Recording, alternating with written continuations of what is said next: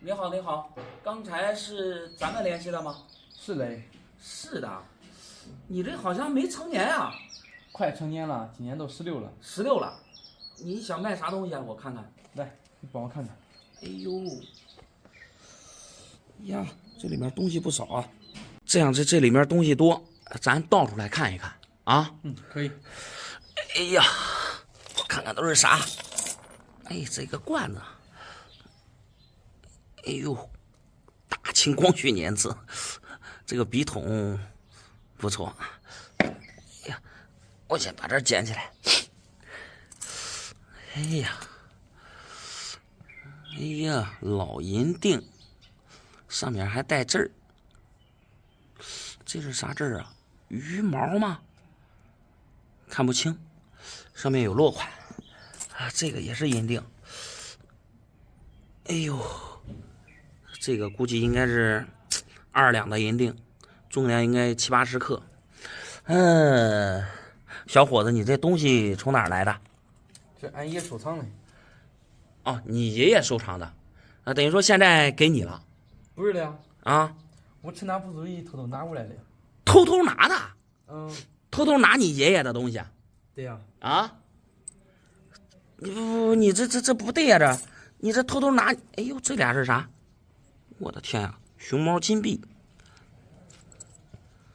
熊猫金币，我的天哪，这还是东西还是真的，挺重。偷偷拿你爷爷的东西，为啥要卖这个东西啊？我跟人要钱，他不给我。给爷爷要钱，他不给你，没钱花了。啊。那你直接给爸爸妈妈要钱呀？俺爸妈都去外地打工了。哦，在外地打工。那平常跟着爷爷奶奶？是嘞。跟着爷爷奶奶。哎呀，你这要多少钱啊？你爷爷不给你，你就拿着东西出来卖？我都想拿5000左右吧。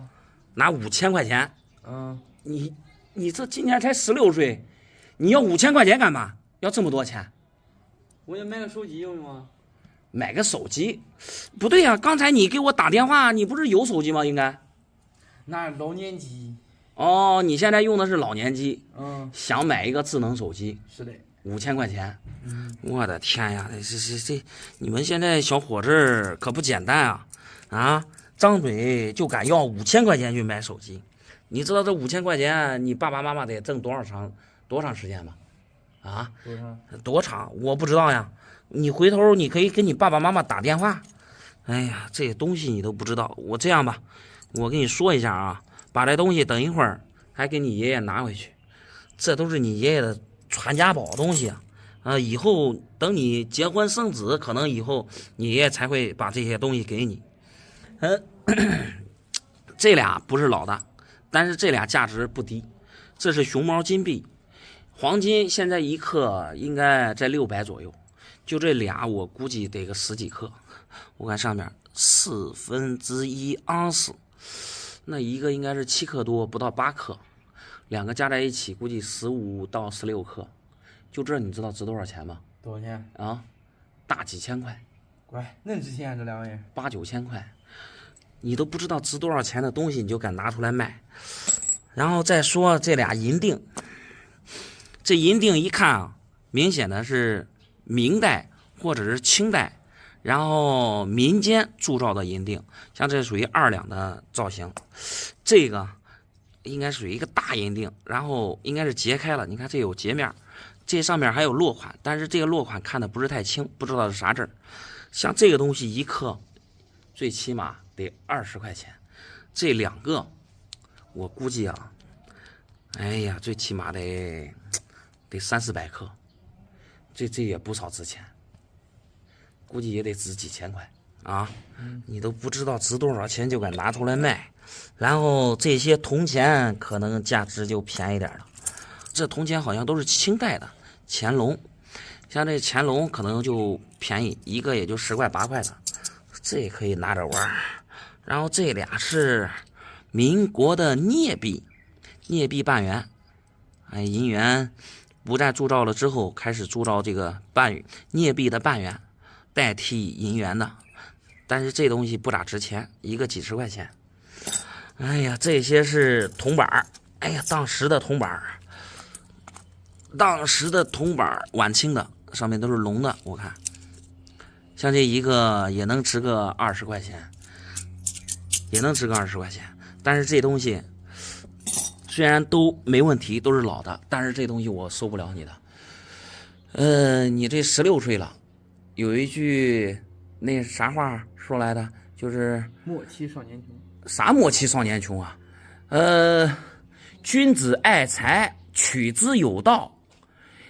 想要钱了，自己想办法去挣，光明正大的去挣。你这16岁了，年龄也不小了，你不能说你偷偷拿家里的呀。不管是你爸妈的还是你爷爷奶奶的，只要他们没给你，你偷偷拿，这就算盗窃。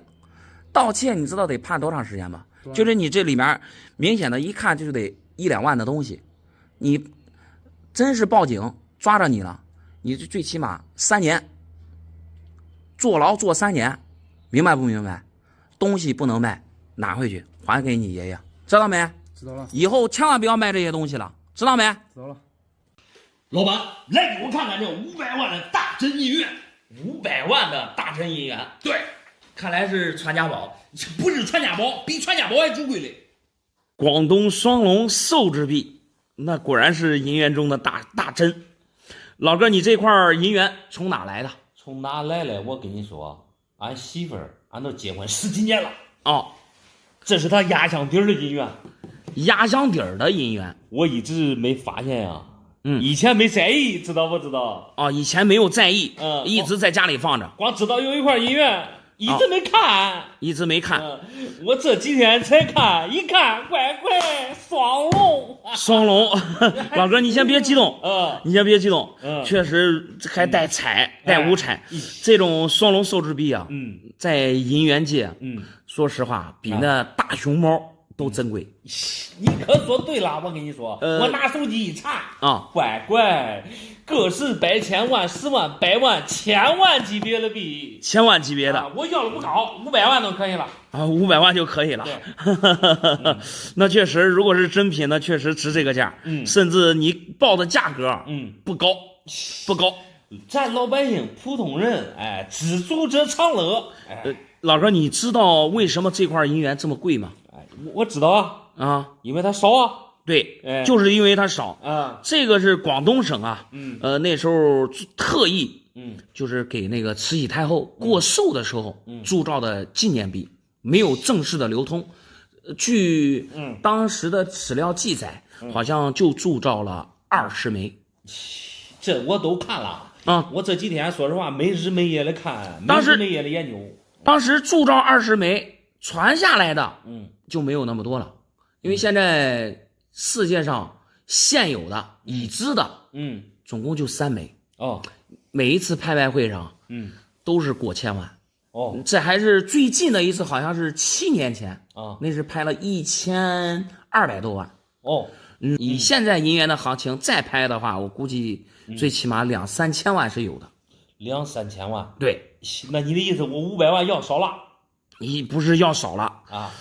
老哥，你先听我说一下啊，因为当时这个就没有流通过。那你说你老丈人从哪儿来的呢？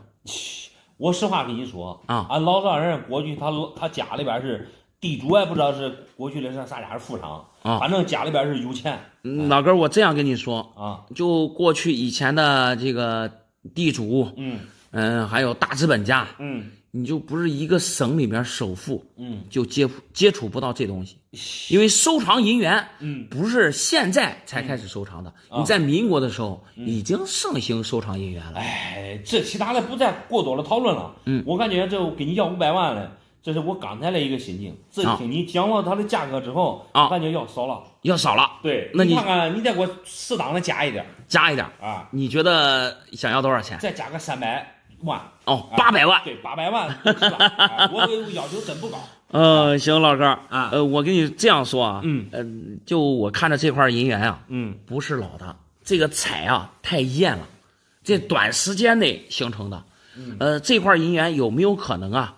就是为了讨个彩头，你老丈人当时家里没有老银元，然后在古玩市场上买了一块，就留着就是压箱底儿，有没有这种可能呢？没有这种可能，我跟你说，这送银元不会送假的，不会送假的。对，那反正是这块银元让我看的话，从边齿到壁面到这个彩的包浆，我看着都不对，都不对。你认为是假的？对，我认为是假的。我知道啥意思了啊？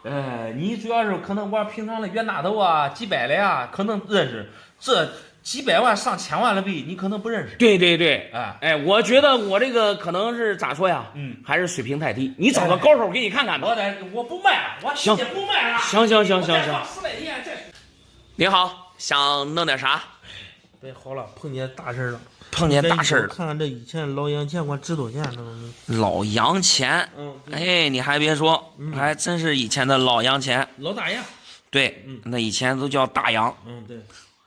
这东西看起来没问题，从哪儿来的呀？这都是以前老人放的，俺爷给我的。哦，爷爷给你的，这算是传家宝了。一直放在我手里。啊，这是碰到啥事了？别提了，也是无妄的灾吧。前2天骑车子骑得太快。撞着一个老太太。撞着老太太了。对。我想着她讹我了，我骑的本来不快。我一想这讹我了，我也不认啊，对不对？现在碰瓷的那有那些，那是。最后我说的去给他检查检查，我一看不像，一检查麻烦了。咋回事？这个屁股上面的骨头断了。他属于年纪大了，骨头有点松，一蹲。那是。本来车速也不快。那有啥说啥的，人家讹咱肯定不认。但是你真碰着人家了，把人家碰伤了，咱得给人家看好。是的，老板说的对。就因为这个事情我本来也是普通打工的，家里也没啥钱还得养孩子，然后呢，当时第一天花2万多，花2万多块了。对，有一部分还是借的。哎呀，这是现在肯定是钱不够。那肯定的，现在医院的医生还要催这个住院费，还得交钱。对，因为他骨头撞了，他不是得上那个打钢钉。哎呀，这事儿说起来真是倒霉，没办法。你只能说倒霉，那老太太也不容易。你说，对，她也够倒霉，我也够倒霉的。那是，对，所以说就把家里传下来的银元先给换钱。对，没办法，再给人家老太太看病，对不对？咱做人啊，堂堂正正，咱不可能出了事，咱怕事，咱躲事。对，这不像咱的风格。那是，咱河南人说句实话就得这样。对，不管咱河南人、全国人民啊，就这个男人啊，一旦出了事，赶紧勇于面对，别躲，知道吧？对，别说了，老弟，你这话说的非常好。对。我看了，总共是10块，对吧？对。数量能对得上。能对得上。我平常啊，像这种普通的大头呢，我看了壁面也没啥伤，没啥斑别。我们收的呀，1块1200。这个我了解过。我们像这种大头呢，我们平常啊，也就卖1300。今天呢，你这碰到事儿了，谁没有一个碰到难处的时候呢？对，我就给你按卖价1300，一块给你收了。不过老板，我跟你说一点，我也搁这店里都打听过了，你给的价格是最高的。那是，咱说句实话，你卖1300，哪有收1300的呀？对。但是这也没办法，你这碰到事儿了，咱得能帮一把，对不对？从小俺父母都教育我，咱遇见事咱不怕事，无论咋的，我只要撞着这老太太，别看几个卖大洋，明个都是他再严重，我要房子卖了，我再给他看好。说实话。别说了，老弟，你这说的非常对。对。做男子汉大丈夫，顶天立地。对。都包括路边的谁困难了，我都会帮一帮，知道不知道？不错。这样，这总共是10块大头，是吧？13000。对。就冲老弟你刚才说那几句话，我跟你说，我再给你加1000，14000。好，行吧？好，谢谢老哥。没事。我规格你的一句话，你别看你那的店也该你发财，知道不知道？怪不了做那的店，千万一句话。祝你老板生意发财，生意兴隆，身体健康。老板，你多给我钱了，我也知道吧？别看我说那些客气话。那确实，现在行情就是这样。对，说话没啥用，漂亮都漂亮，无所谓。等我以后翻过来事，我过来一定请你吃饭，报答你，中不中？行。行，那就这样说。好，那我就先走了。我先把钱给你算一算。好，行。好。您好，想弄点啥？老板，恁这收1毛2毛的银的硬币不收啊？ 1毛2毛的硬币。这还是银币啊！你还别说，这2块还真是1毛2毛的银币啊，不错，品相非常好。你这东西从哪儿来的呀？这是我结婚的时候俺妹送给我的。你妹妹送给你的？对。那肯定是亲妹妹啊，你不然的话不会送这个。是亲妹妹啊。啊。因为当时结婚的时候，因为这她送我一朵这，我还烦得俺东西。生气了？嗯，对。为啥呀？这？我感觉这不值钱。不值钱？嗯。谁跟你说的不值钱？前2天朋友杀人家，我叫他看看，他说的俺妹妹这个人不忠的很。嗯。然后说俺妹妹抠了眼，他说这东西都不值钱，我也感觉那不值钱，我也感觉俺这妹妹没一点点良心。没良心。嗯。他以前上学的时候要啥我给他买啥，从来都没断过他零花钱。哦。我结婚的时候他都送给我这1毛2毛的。啊，看来你这对妹妹也非常好。对，不叫他给我拿个3000、5000嘛。你随便包个红包也比这强。那是，你看1毛2毛的，看起来实在是有点丢脸，丢人。我这样跟你说啊，你妹妹，说实话还是挺有良心的。你对这个银币啊，价值不了解。首先，你看啊，你结婚的时候，给你送的这个是1角2角的这个龙凤银币，咱们中国人讲究一个龙凤呈祥，是不是？结婚的时候送这样的物件呢，算是这个寓意非常好。本身银元是吧？有个谐音。另外呢，像这种是特别稀少的银毫。也算是小银元，这价值都非常高。你比如说像这个1角的银币吧，像这1角的，PCGS 的评分给的是 AU55的分数，并且状态非常好，还带钻光。像这个状态，现在像这个市场价呀，在2万左右。这么贵吗？对，2万左右，只高不低。然后这个是2角的，也是龙凤2角，也是非常稀少的。这个是公博的，也是 AU55分，品相也说得过去，并且还是带点彩。像这个估计公博的可能是没有那么高的溢价，不过这个也得在10000元上下。你这么说，我误会俺妹妹了。那你这2块加在一起啊？最起码是3万块钱。我都想了呀，他现在毕业了，上大城上班去了，都给我送个这1毛2毛的，我当时我气的呀，我也几天都没睡着。所以你别生气，这2样东西呢，你看纪念意义又这么高，这个真价值，金钱的价值也这么高，说明你妹妹非常用心，是对不对？对你这个结婚这件事非常上心，不然的话不会送这么好的礼物。这你今天这现在价值也知道了，这是咋弄？是准备自己收藏着，还是准备出手？我得自己收藏着。自己收藏着，那挺好。可以，啥时候想出手了，你过来找我。因为这个银元这东西呢，本身时间很长了。你看1926年那时候是民国，距今差不多100年了，是吧？对。100年前铸造的东西是不可复制的。这些东西越来越少，往后价值也会越来越高，可以好好的保留着，当传家宝都没问题，行吧？好，总。没事。好，谢谢老板。没事。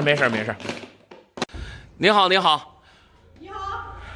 你这地方不好找啊。那是的。来，东西我先看看吧。好，乖，你看看。哇，都是大头，咱这样，咱放到这上面吧。我看一下。你给我看看。哎呀，东西没问题，老的。你上次不是拍过照片呢，是吧？是的，就上次跟你拍照片说的就是这个事儿。哦，这是咋回事？是你婆婆给你的是吧？那是好听。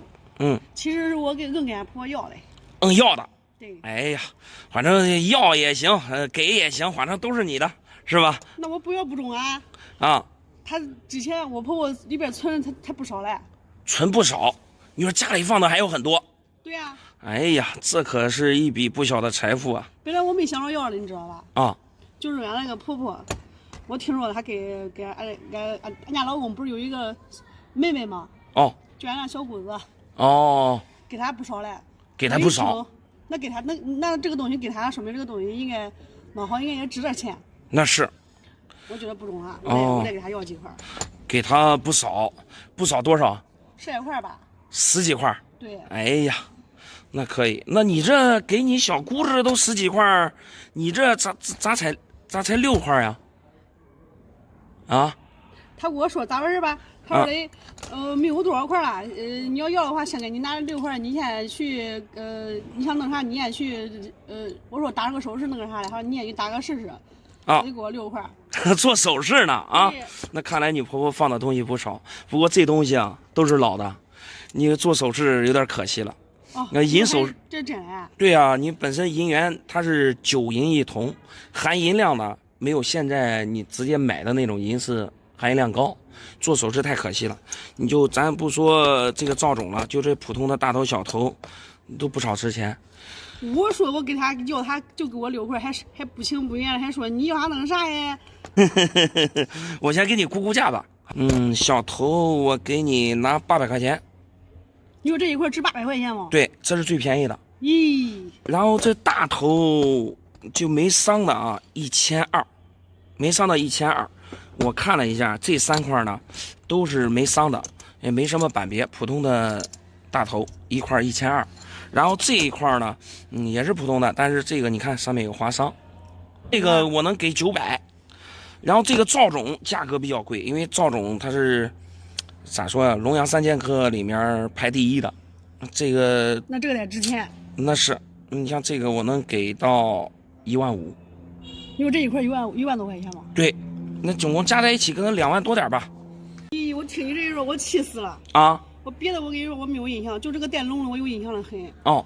俺小姑子手里至少得有10来块。10几块全部都是赵种。就这个电笼我不懂是不是赵种，反正就这个电笼，就你说这个。赵种的价格相对来说要高一些，反正其他龙阳也比这种大头价格高。气死我！气死我！我说的还挑着拣着。啊。他给我的时候还给我4个大头。我这个我知道这袁世凯，然后这个我不太那个啥。这是孙中山，这个是孙中山。半天磨磨唧唧给我掏出来一块电笼的。哦。原来这个电笼是值钱，那不中。我跟你说，我现在等着我回去我都得给俺老婆要下来。啊，给你婆婆要。太过分了，我跟你说，真过分。你这不是都等于这是传家宝吗？是不是？对，这是传家宝。传家宝是不是传男不传女？这咋说呀？你要搁以前确实是传男不传女。搁以前，搁现在也是的。我跟你说。啊。俺家那边就俺老公给他妹妹他2个人。啊。他不传男，他传给谁？那下面还有2个儿嘞，他2个孙儿嘞，我得给他要下来，给他传给他孙儿。那小姑子我得给他要下来，我跟你讲。那是你婆婆已经给你小姑子了，那就你要也不合适。那要是100、200的，我真不给他计较。哦。那一块那多少钱了呢？那是，反正价值都不便宜。你就是现在论现在这个男女平等，那他给他割下来1人1半来，那不能都给他完。那对，那你这咋弄？这是拿回去当传家宝留着还是咋弄？你先我这兑上钱我卖给你。把这个给你算一算。对，我等会儿回去我还叫俺那个俺老婆那手里边那10几块再要下来，俺小姑子我再给要下来再传。那行，那我就给你行，我先给你算一算，好吧？好，谢谢你。您好，想弄点啥？老板，你赶紧给我看看这几块银元啊，看到底能值多少钱？俺爸说的，他捡大漏了。捡大漏了？对。这些银元可都不简单啊，全部都是稀少的龙阳。我看一下这个，我的天呀，奉天库平7200分的龙阳，这个算是帝王的弟弟啊。帝王的弟弟。对呀，去年奉天1两这个龙阳那是孤品，去年拍卖会上拍了4000多万。然后这库平7200分的，因为有流通过，存世量比较多一点，数量多，这块银元像这个品相，如果真的。也得值个好几万，好几万吗？对，就这一块银元能值好几万。我这个是照壁总场，龙阳3剑客之首，这块东西没问题的话也能值2万。还有这个就更不得了了，这个是奉天七喜局的1元，这种品相真品的话，最起码得值个10万8万。我的天，这小东西都能值钱吗？这最后这一枚也是照壁中场，这地面上没戳没伤的，最起码也是2万。你父亲捡漏了，这花多少钱买回来的？2000块钱。2000块钱？对，他说他要买药，俺爸有那个什么老年病，就腰间盘突出，他经常吃药。哦。给他的钱2000块钱，让他买药嘞。他去的地方上古玩街，他买几块这回来了，还高兴的不能行。啊。回来了，这一说他烦了，他生气。他说的俺不懂，说俺都不懂，然后说他占大便宜了，要发财。哎呀，跑到古玩街上买这些东西，咋说呀？你这500块钱一块确实价格高了，因为这个东西啊，刚才说了，真品能值这么多钱，但是得是真品的前提下呀，这些都算是真银假币。从币面上的包浆来看，包括边尺来看，这在我们行内叫一眼假。一眼假只能算是现代的工艺品，明白吗？那这管值多少钱？值多少钱？这一块吧，我估摸着100多块钱，因为毕竟是银的。100多块钱一块？对呀。咋说呀，老爷子啊，这是想捡漏。那确实，你看跟你说就是说捡大漏了。想象一下，如果说你是卖币的啊，你是卖这些银元的。我来买你的东西，你就这一块能值好几万，我500块钱卖给你，我这一个业余选手，我就知道这一个不少值钱。你说你专业卖银元的，你会不知道他们的价格，对不对？怎么可能说几万的东西500块钱卖出去呢？这就只能说明啊，这银元肯定是有猫腻，对不对？你玩银元的。说实话，有时候啊，不能说贪便宜，捡漏，你不能存在捡漏的心理，捡漏只能算是偶尔吧。你要说是就上古玩街上捡漏，那就太那个啥了，你不可能，因为古玩街上都是专业选手，对不对？我估计你回去跟你父亲讲啊，你父亲肯定会说你。因为你不懂，是不是？啥时候啊，让老爷子来咱店里面，我们没事了，坐在一起喝喝茶，探讨探讨，聊聊天，是吧？对。因为收藏银元是没错的，但是你说你买药的钱拿去收银元、玩银元，那就不行了。再一个，你这样玩也不行，你要是刚玩的话，就先玩些起步的，比如说大头、小头、传阳。是吧？这些便宜的，先咋说呀？先打基础。你上来你就说想捡漏几万的东西，几百块钱买，那不可能，对不对？对呀，你说的这我也知道，关键他不懂啊，他不知道啊。这我回去还得给他说说嘞。那你得给他说说，这都不碍事，2000块钱，这现在能值500，损失1500，算是学费。对啊，他要是喜欢，都给他买点真的也中，是不是？总比在家里强。那对。回去跟老爷子讲一讲，好吧？好嘞，谢谢你啊，老板。好嘞，再见。您好，想弄点啥？老板，我想看看我的稀世珍宝现在价值多少？稀世珍宝价值多少？对，算了，我给你打开吧。这我能上手看看吗？你不能上手啊！你上手可以，但是你必须得戴上手套。你要没有手套的话，你只能看，不能摸。不戴手套的话，只能看不能摸。对，这个东西不是一般东西，要其他东西。这是一个金条是吧？那我这样吧，我找副手套戴上。好，可以。这种手套行吗？可以是吧？行，那我就小心的看一下，好吧？你轻一点啊。行。我的发财都靠它了。天津天泰，这应该算是一个银号的名字，上足赤。这个落款说明这个含金量非常高，有眼光。这边也是一个主翅，都算是说它这个含金量。对，这边有一个这三角的树叶，应该算是它这个天泰金行或者是这个银匠炉，就像咱们现在这个 logo。这个黄金正版的不值钱，值钱的都是它的价值。古董，你知道这是谁送的我了不知道？这是来历非常大，不是一般的大。这样说，那他这个金条，你这是从哪来的呀？溥仪，你知道不知道？溥仪？对。溥仪，末代皇帝。宣统皇帝啊，对啊，清代最后一个皇帝。这是他儿送给我的。他儿子送给你的啊？对。不对吧，老哥？我这看史书啊，看啥的，学历史也没听说这个宣统皇帝有儿子呀。干儿养子。干儿子啊，对，养子懂不懂？也是搁现在也是太子啊。那是他没有亲儿子，他就得干儿子那一类的。他干儿传到他孙子，他孙子正马也给我了，知道吧？他干儿的儿子啊，对，给你的。对。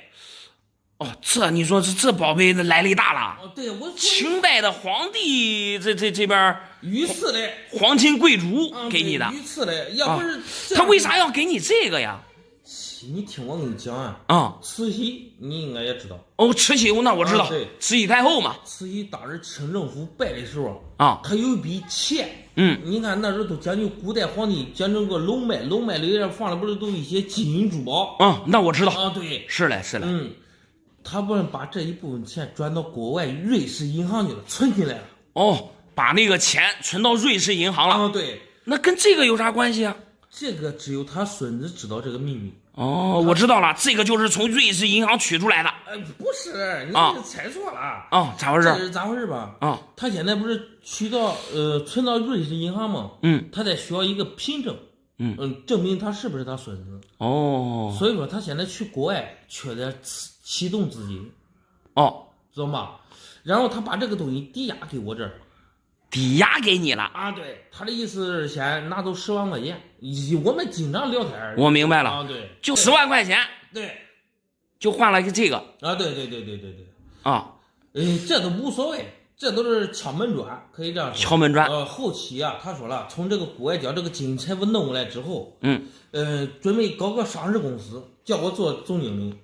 上市公司让你做总经理 CEO。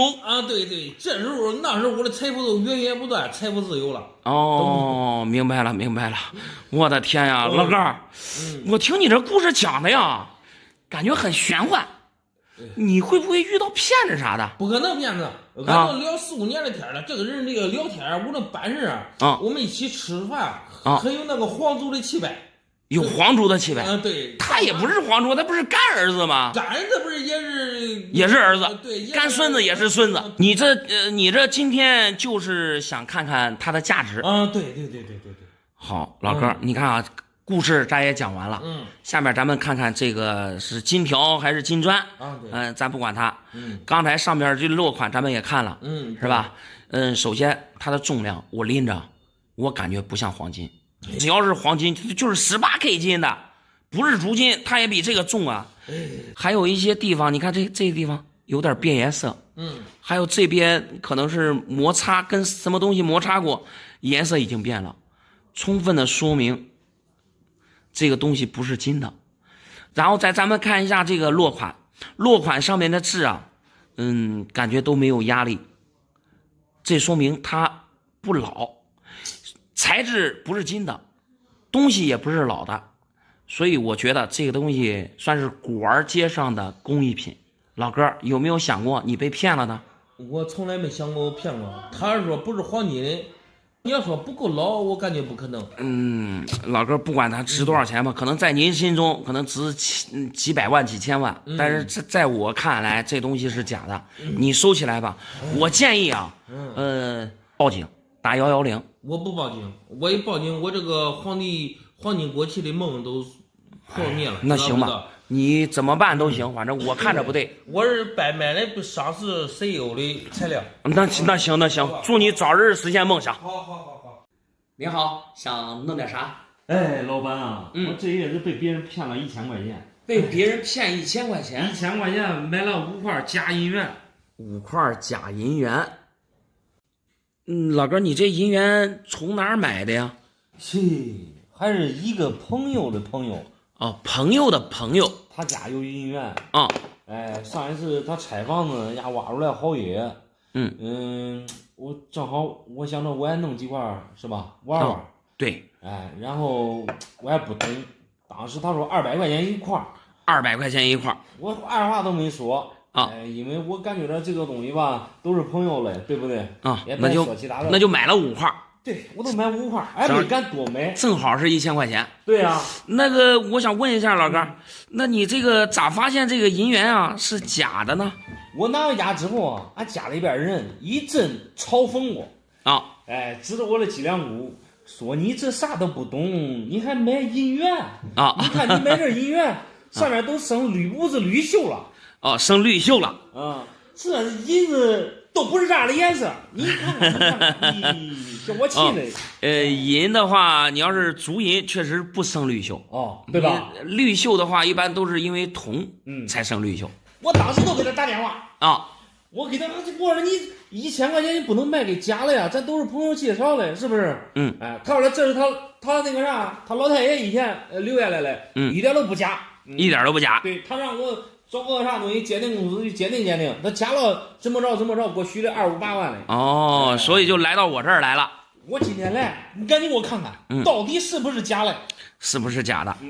行，老哥，有啥说啥的啊。你那位朋友的朋友是吧？对，他这个人啊，可能家里面确实应该挖出来不少银元，并且非常重要的一点，他对银元的价格呀，也不懂。不懂，肯定不懂。你不然的话，你这5块银元1000块钱啊，你1000块钱，你别说5块了，1块你也买不着。1块买不着，总比买假的强吧？再说一点，老哥，刚才你说因为上面不是有绿锈吗？对呀，有绿锈，铜才生绿锈是吧？是呀，确实，如果是银，它确实不生绿锈啊。但是银元啊，它为了便于流通，因为足银太软了，往里面加点铜，增加它的硬度。所以这个银元它是9银1铜。在地底下放的时间长了，就是会生绿锈。会生绿锈。关键是看着那灰不拉几的，说实话，我当时也是冲动，一时冲动。我要知道这张家伙，俺家里边人能说我不会买，是吧？不会买，东西不假，一点都不假，并且啊，对，不单不假，并且你是捡到大漏了。捡到大漏了，你看看能值多少钱？能值多少钱？对，我刚才就说了，你要是你朋友啊，如果对这个银元价格懂的话，你这1000块钱1块你也买不着。就像这普通的大头非常便宜，像这种大头现在我们收的话，1200一枚，1200一个，对，一个1200，6000块钱了。别着急我说的大头最便宜，龙阳比大头的价格要贵，明白不？我这里边好像有俩了吧？有3个龙，3个龙。对，说一下这个湖北龙，这湖北龙品相其实也不错，带光但是唯一的遗憾就是你看这儿有一个戳脊，没戳脊的话，妥妥的是5000但是有戳脊的话，也就2000多一点，2000多，乖，对，2000多还中啊，那是。然后再说一下这2块北洋龙北洋龙呢，这2块我刚才看了一下，壁面上没有伤没有伤。这一块我就可以给到4000，一块4000，对，2块8000，加上这1万，这就1万多。你乖，我就这5块银元，1万多块，你花1000块钱买回来，你说你现在你就是卖，能卖1万多，算不算捡漏？别说了，我跟你说，老板，咱俩有缘，给你搁着。我咋回事吧？我跟你说，他家里边还有几百块的，我现在拿着你给我的钱，我还去买，可以啊。我给他说咋说？我就说，但是俺家缺10块。到地方了之后，我所有钱都给他，可以是可以啊。不过刚才你也说了朋友的朋友也算是自己人，多少多给人家点，对不对？这你都别管了，他多少我给他多少都齐了。那行，这是确定要出手了是吧？出。行，我下面给你算一算。好嘞，好吧？好嘞。老哥，咱这是从保定离咱这儿有多远？得有700-800公里吧，有吧？你这银元是你说是意思不是你买的，家里以前老爷子买回来的？对。哎呀，但是这看着，说实在话，在我们行内来说，这叫一眼假。你就像刚才这个吧，你看你要是经常看我视频啊，说实话，你应该我在视频里经常讲，像这么大个的，那肯定是假的。包括还有这个，这5元的都上来了，银元这种，比如说这个大千玄山吧，最大面值是1元，哪有5元的呀？对不对？再一个，银元它得是银的呀，这个连银子都不是，连银子都不是，所以就一眼假。包括这些，你这都是，说实话，这一招币，没见过这样的。你不管是就我们平常收也好，或者是即便咱去上拍卖会上看，也没有见过这样的呀，对不对？啊，这一看这都是假的，这都是假的。哎呀，这大铜钱，大铜钱，这花钱咱不懂，不做评价。但是这个你说顺治通宝，首先这个字体不对。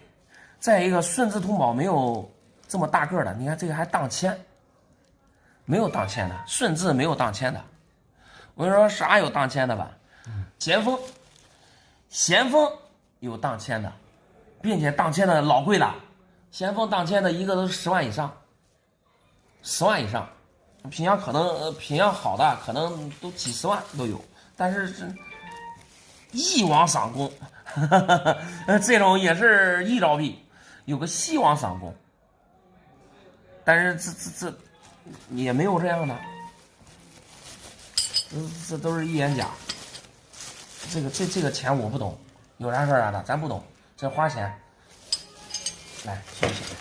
广东，哎呀，你这收藏的老哥有啥说啥的，你这要是对了，这是厉害了。广东双龙，问题是这也不对啊，广东双龙都上千万的东西。这个是啥呀？这北洋龙，34年的，这是个普通的短尾，但是这也不对，这也不对。我这里面也是银元。哦，那都是老货啊，老货都是老钱。老货。我的天哪！哎呀，这不行，这绣太假了。这还粘在一起的，不懂的话以为是老的，但是这明显的绣也不对，绣很浮，这不行，这连银子都不是，这就是仿的较长的，仿的这罐装，你看这绣，我随便扣，你看这绣。一抠就掉，你看，是不是？老绣的话，你不可能说你这样抠都能抠掉，一抠一大片。你看，哎，看到没？哪儿？我看，我看，这也不行，这做工明显的不一样。等一会儿我给你拿个真的让你瞅瞅，这做工粗糙的很，不能细看。还有没有了？有的。你先把这些装起来了。啊，这是盒子装的。我的天呀！18年的孙相，这个也是4铢币，真品的话也是上千万。但是你这，我拿出来看一下吧。哎呀，这连银子都不是，看着怪亮。来，这个你也收起来。不行，这都是一眼假。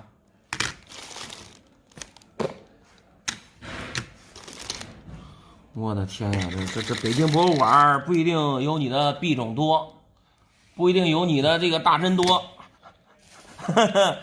老哥，我说实话，你就跑到故宫博物馆，他也没你的大针多呀，这。哪个省的都有啊？这是湖北省，我以为是河北省的。河北省的这个就是湖北龙啊，湖北省的这个湖北龙就是刚出厂，刚做出来也没这个龙鳞好。湖北龙它这个龙鳞本身它铸造的模具它就有问题，龙鳞看起来不太明显。你看你这儿双龙，我的天呀！7分像铅制版的，这个是啥呀？这5钱双龙，这也是双龙啊，没见过。山东官银，山东没有铸造银元，一兆，东三省的也不便宜。双面龙，双面都是龙，34年的北洋龙，大清轩3，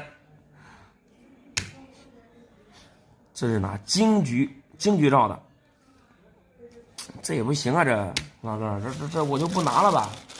你这里面光就这一袋子里面，如果都是真品的话，老哥，简单估摸着，我估计啊，不上亿也差不多了。就这一小袋。您好，想弄点啥？老板，我快烦死了，你给我看看这2块银元能值多少？能值多少？对。哎呀，这2块都是龙阳。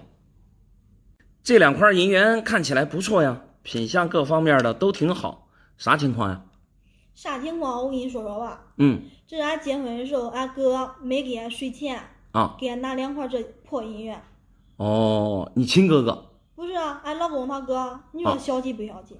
哦，你老公的哥哥，他亲哥。对，抠门的很，你看。这还好吧？等于说就是你们结婚的时候没给红包，然后给了2块银元。对，我看着那红包，我看着可厚，想得有1万块钱的是不？啊。我一打开，我摸摸的是一坨硬，我一打开都2块银元。哦，本来想着里面有1万块钱。这能300-200块钱一块的东西，这还拿出手了。那看来啊，你对这个银元不太了解。2块银元，我觉得呀，应该比给钱，首先意义上要好。银元谐音姻缘，这么漂亮的银元，好姻缘的意思呀，兆头首先就非常好。兆头是好，那不说给1万吗？也得给个3-2千。这2块银元几百块钱，你说咋拿出手你要说这个银元200-300块钱啊，那我估计啊，最起码得是10年前、20年前的事了。这我不懂。不懂？那我就下面给你讲一下。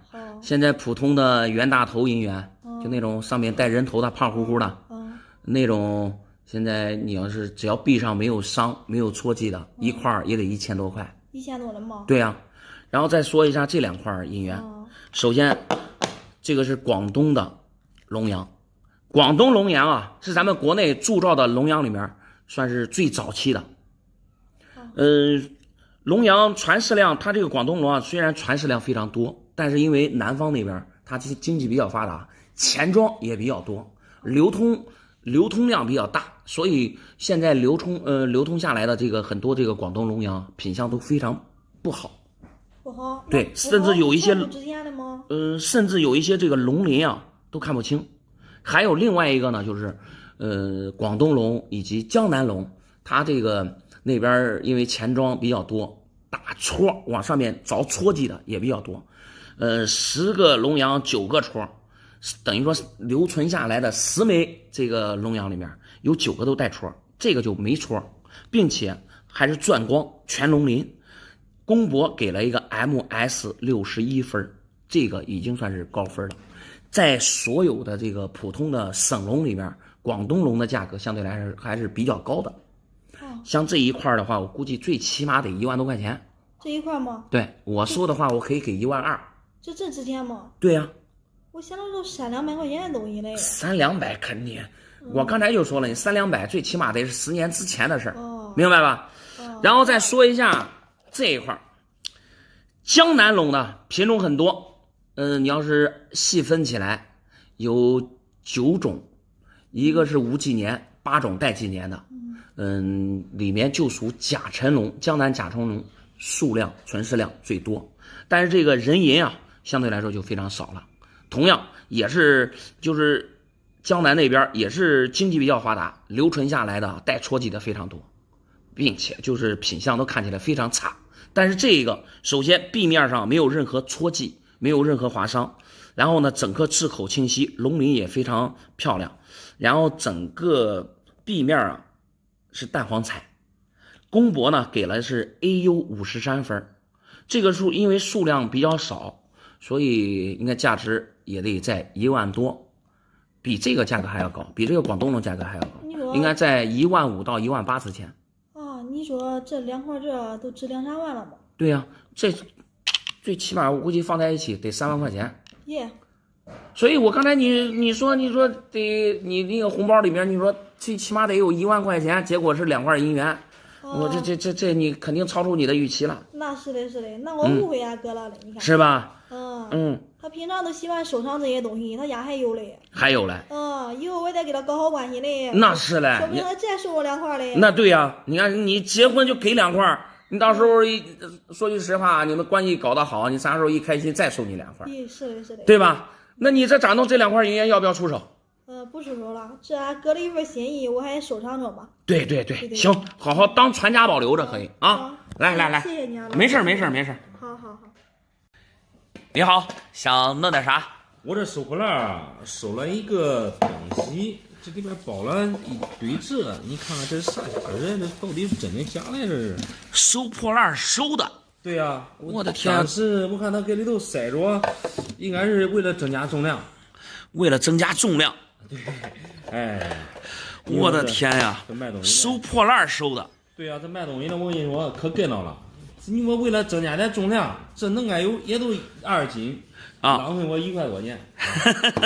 老哥儿，你这是捡到宝贝了呀！我想的是一样的，我想说1块多钱上街上能买几个假的，1块钱也买不住。那是，这些都不是假的啊，都是老的，老银元，都是真的吗？银子的。1块这1个管卖多少钱？这一个能卖多少钱？我先看看东西，我就都先看一遍，好吧？懂。哎呀，这个带戳记了，不好了。这个也有戳记。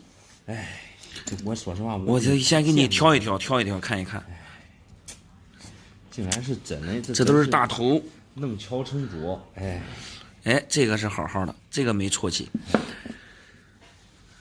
你还别说，老哥，你这运气简直是逆天了，逆天了。我跟你说，我当时烦了都烦啥回事吧？我收破烂了，我弄点这土拉疙瘩，掺点假似的，是吧？我掺了，这人太可恶了。总共是老哥，你看一下啊，总共是8块银元啊，有7块都是大头，3个带戳的，4个没戳的，这个呢是北洋龙，还是个29年的季后点儿啊。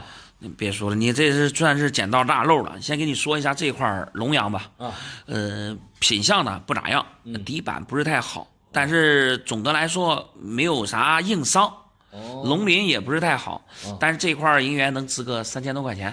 3000多？对，快1块钱3000多，我高兴了。再说一下这个大头，因为大头比较常见啊。我刚才也看了一下，没有啥版别啊，但是普通的大头它也有价格啊。像这种带伤的大头呢，我们收的一般就800到900。800、900，对，一块39、2700。2700。快！然后再说一下这4块大头，这个4块没有伤，没啥毛病，也就算是通过的品相吧。这个我们收的是一块1200， 1200、4800、3700，这个又个3000，哎，1万多，那肯定是铁的1万多。你这算是捡大大漏了。哎呀，别说了，老板，你今个让我高兴了，我这运气说句实话，你很久没见过就是运气那么好的。哎，你这你说当垃圾，当铁，你1块多一斤铁啊，对呀，当铁能收回来银元，这是见所未见，闻所未闻，我都不敢相信。说实话，我从来没买过彩票，比中奖我都开心。那是比500万我都开心。那你不会，你还真是中个500万，肯定比这好。500万这中不住啊，平时能拿多了啊，啥都买少了啊。我叫这东西全部清理完，然后我不要了。啊。正好我这一个月不干了，啥都不干了，我休息一个月，好好休养休养。我你说实话，我开心，我得那是。哎，那这些银元说句实话，能最起码得顶你1个月的收入吧？你1个月2月我还挣不了那么多钱，开玩笑嘞。哎，老哥，你这谦虚了。我听人家说那收破烂啊，那利润很大，确实，不过很辛苦。你可说对了，我正好休息休息，知道我放假365天，我说实话，我1天都没休息过。行，我看着没问题，我就给你算一算，算，好吧？啊，俺婆真抠，好话说尽，都给我这2块银元。你给我看看，这能不能换一套化妆品的钱？等于说这2块银元都是你婆婆给你的？是的，我跟你说，俺婆婆其实手头里边有10几块嘞。哦，有10几块银元。俺婆婆不有个闺女吗？就俺小姑子。你看俺婆这个人啊，都不知道咋想的。她给我2块啊，我可是她亲媳妇儿啊。她给她闺女全部都留入。哦，10几块银元给我2块。给俺小姑子都给她留完啊！你小姑子结婚了没有？没有啊。哦，等着留着她结婚的时候当家长银元的，对吧？那应该是俺小姑子吧，谈个对象，可能都这2年结婚。哦，那你这给你2块也行啊，1块北洋龙，1块大头。不过这个银元我看着啊，总感觉有点不对。你这婆婆的银元从哪儿来的呀？他说人家家传嘞，俺爷给他嘞。哦，都那时候他给俺公公结婚嘛，俺爷给他嘞。哦，你爷爷给他的，也就是你老公的爷爷。对。啊，那也算是家传的了，一直传到现在。但是这2块银元，我可以负责任的告诉你，都不对。不对。不对啥意思？就是仿品的意思，假的。我跟你说，你说的也不对。啊！我看你年纪轻轻，你是不是经验不足哎？你不会看。年纪轻轻，经验不足。我先跟你说一下，首先啊，这块北洋龙，北洋龙呢，它上面有黑色的包浆，但是整个壁面啊，字体、做工都非常粗糙。然后龙面这一块呢，也是一样。再看边齿，明显的，这咋说呀？这边齿这1眼甲，然后再看一下这个大头。这大头这种绣我也没见过，并且也是做工非常粗糙，这不对，咋看都不对，2块银元都是假的，甚至连银子都不是，连银子都不是。你光用眼看，你都管说不是银子吗？咱是搞这个的呀，你看你为啥要来到咱店里啊，对吧？咱们的专业就是看这个。那你得有个说服力啊。有个说服力。我嘴偏一说，好了，你说假的都是假的，说不是真的不是真的啊。有啥证明说啥是假的嘞？我这看1眼假，要不然你再找别人看看。老板，一看你都不老练，太不专业了。这明明是老物件老东西，是真的，你非要说是假的，又是不对。你别看你开那个店，我跟你说瞎开，看着一点都不专业。老板，你是一点水平都没有啊！我是来到地方了。不是美女，我这儿都说是假的了，你非得不信。我说它不是银的，听着声音大概率啊，我觉得像铁的。我今天我要不验证一下，那我在你眼里啊就啥都不是了。你稍等一下。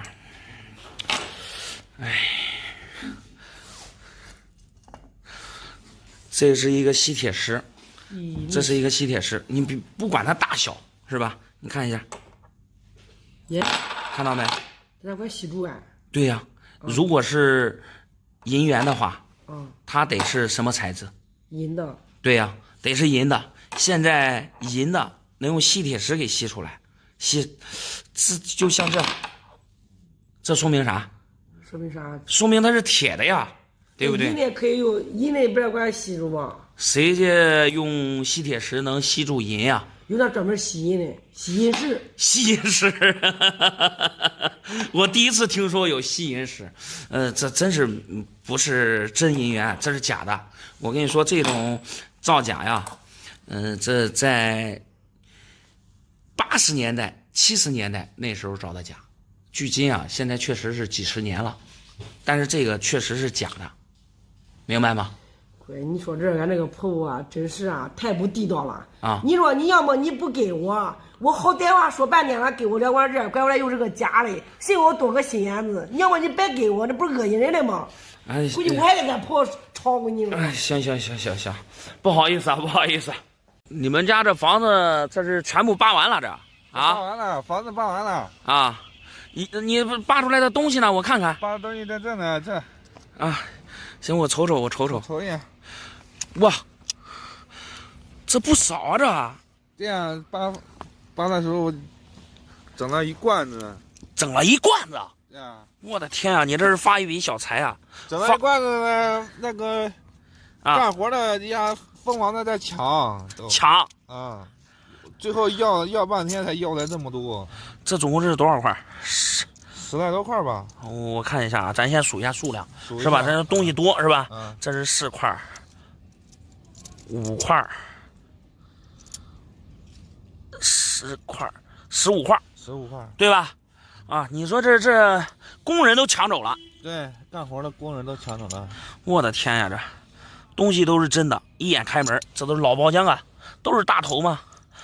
还有别的呢？我先看看，这都几块都是大头，这个是四川大汉，东西也没问题，这是一眼开门的呀。哎，这还有一个龙阳，北洋龙，包浆就是太厚了，东西也没问题，老的，一眼开门。都是老吗？这东西值钱吗？值钱不值钱，这咋说呀？得看你心里面想要多少钱。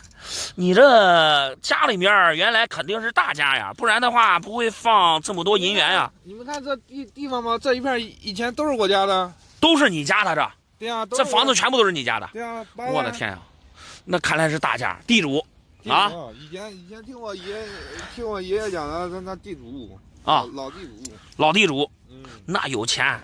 那你这应该是我爷爷那时候放的，不知道埋树下了还是埋哪个地方的埋的啊。哎呀，这不是房子扒了一样搞出来一罐我跟你这样说，这种银元啊，以前确实很多人都用罐子装起来。因为搁6几年、7几年的时候，因为破四旧，家里不让放这些东西，很多人啊都埋在地底下了，放罐子里面埋在地底下。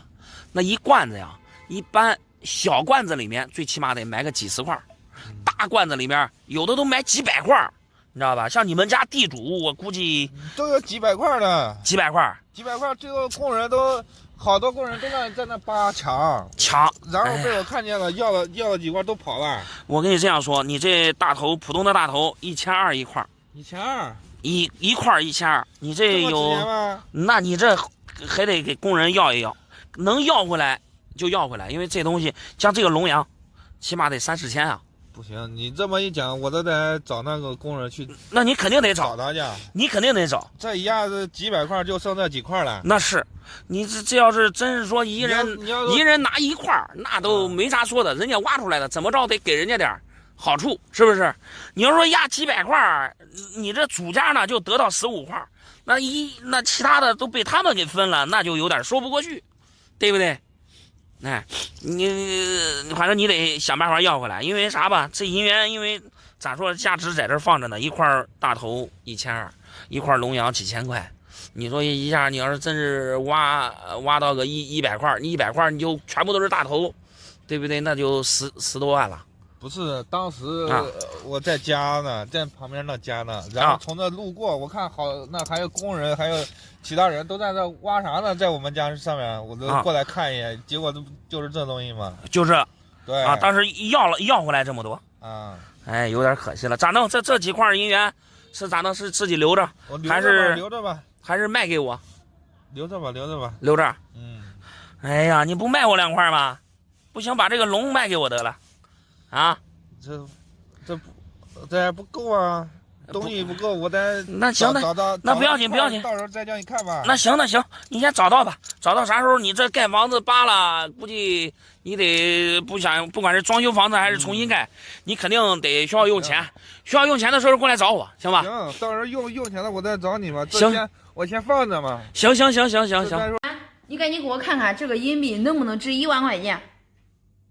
能不能值1万块钱？对，看来这块币不简单啊。你这块银元从哪儿来的呀？这是俺一个朋友，然后欠我1万块钱，到现在都一直没有还，我就找他要去了，他给我一块这个银币。哦，他说的拿这抵账来。就拿这块银元抵那1万块钱了。对啊，我说的你这东西咱那贵一个用银的是吧？他说他的版跟人家的不一样独特的，上面你看有个福字。这确实有一个福字戳。对就因为有个福字跟别人的不一样。对呀，他说的比较独特，之前人家给他出5万，他都没有卖。人家出5万就没卖，现在欠你1万块钱就拿着顶账了。对，但他说这我有点不相信。那对呀，你按正常来说，人家出5万直接卖喽，卖5万块钱，然后4万自己留着，1万块钱还给你，这多好呀！他现在说他找不着那个人了，就直接给他出5万的那个人之前出价那个人找不到了，让他抵给我了。这块银元我刚才看了一下，从边齿壁面上来看，这块银元确实是老的。这个不是咱们国内的银元，这是晚清民国的时候英国铸造的银元，也可以在咱们国内流通。你看这上面有中国制1元这2个字，但是这个流通量以及现在的存世量是非常大的。然后我看了一下年份，1911年，也是一个普通的年份。像这种银元呢，跟咱们国内的袁大头，就普通的袁大头价格差不多。那我也不知道那都你说袁大头多少钱啊？普通的大头跟这个现在一般价格在1000多点，1000多一个吗？对呀，并且这上面还带一个戳记，因为这个银元上面壁上有戳有划伤，会影响它的价值。然后这个呢，好在上面是一个福字戳，这个戳记也不是板别，这个戳记是啥呢？就是在民国晚清那时候很多的钱庄他们，你比如说你把这个银元存到他们钱庄里面，人家也要验真假。比如说他验过真假之后呢，就为了区别一下就有没有验过，然后他就会打上一个戳记，一个自己钱庄特有的一个戳记。打上这个戳记之后，下回再碰到这上面有戳记的，就说明他这个钱庄之前已经验过真假了，不用再验了，明白吧？不是他说的那个特别的版，然后值钱贵不是特别的版，像这种一般银元壁面上带戳的，它的价值都会降低很多。好在这是一个福字戳，福字戳的话对它的价值影响不大，但是也没有说像他说的一块能值1万能值5万的，那不可能。那这不中我1万块钱我弄1000多，这可不攒钱那是，那你这朋友有点瞎扯了，谁家也不会说出5万块钱买这个。你要懂的人他不会出这个价，不懂的人他就更不会出这么高的钱去买一块站人银元，对不对？那看来我找你来看看还是对的，幸亏我没有答应给他抵。还没有确认好是吧？对，因为我不相信这一块这银东西轻了跟啥管真的贵吗？你看一下他家里面如果还有其他的银元，你不是1万块钱吗？拿个10块8块的，就普通的大头站人都可以，那也能抵1万块钱。你要是拿着1块顶的话，那不行，那肯定是不行，对不对？错的有点远。好，那我回去赶紧找他去。没事。谢谢你老板。没事。